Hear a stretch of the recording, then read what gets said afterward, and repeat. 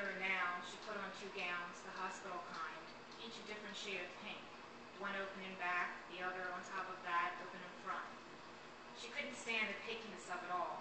Pink ribbons everywhere, advertising her condition, announcing her.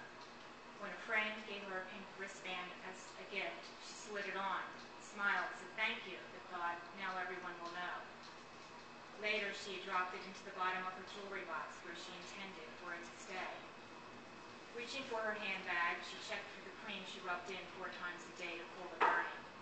Her husband could have helped her at night before they went to bed, but he would have to look at the blisters and touch her skin, raw and red.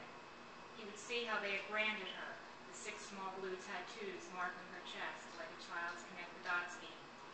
So she did it herself, alone, locking the bathroom doors so he wouldn't walk in and see what she knew he didn't want to.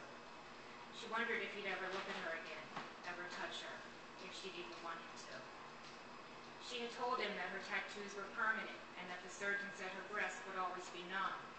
This surgeon, he responded with disgust in tones she knew well. He probably doesn't know what he's talking about.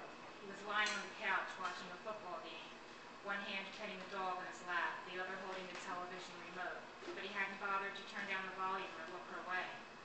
She'd suddenly felt the need to change the subject. Speaking of knowing, she said, attempting a light tone, he's the same guy who coached baseball with you a few years ago. Remember the doctor? Then her husband looked up. Oh, that's nice. Some guy I coached baseball with is touching my wife's tips.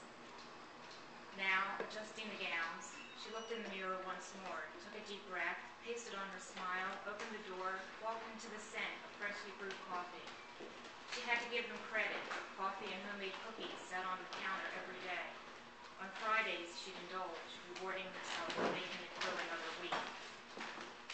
Looking straight ahead, she avoided the bell, mounted eye level on the wall outside the training room, on a plaque she hadn't bothered reading. It looked old, like a treasure found in a country flea market, with an antique brass finish, and dangling from the center, a short, dainty chain, suspended, still. The brass was polished, as if someone cared. The first time she'd heard it sound, a soft ding, it startled her. She had just come out of the dressing room, heard chimes, people laughing or maybe crying, she couldn't tell. A young woman was standing next to the bell, surrounded by nurses, technicians, doctors. She heard their chatter, lots of congratulations, goodbyes. When they began to separate and go their own way, she moved closer and recognized the young woman as the one who covered her bare head with brightly colored scarves, whom she'd acknowledge with a nod or a shy smile each day as they passed in the hallway, after which she'd instinctively touch her own head, run her fingers through her hair, think, I got off easy. A young man held the woman's hand, wiped tears from her face. She recognized him too. He sat in the waiting area every day, out of place among the women in their pink gowns, his muscular, tattooed arms bulging from his t-shirts, work boots planted on the floor as he looked up toward the television. She hadn't known he was waiting for the young woman with the scarves, and had a hard time picturing them together, the young woman so thin, pale, fragile looking.